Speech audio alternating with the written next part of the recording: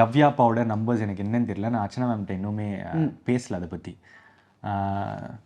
இப்போது இதுதான் ரிசல்ட்டுன்னு நான் நினச்சிக்கிறேன். ஓகே, இப்போ நீங்கள் சொன்னது தான்ன்றத.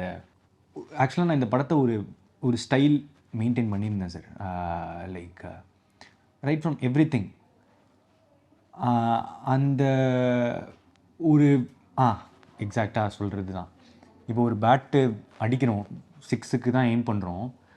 அது கரெக்டாக அந்த பவுண்ட்ரிக்கு தாண்டிட்டா 6. ஆனால் 1 மீட்டர் லைட்டாக கம்மியானா கேட்ச்சு. அந்த 1 மீட்டர் மேபி மிஸ் ஆகிருக்கோன்னு எனக்கு தோணுது. ஏன்னா நான் படம் பார்த்தேன்.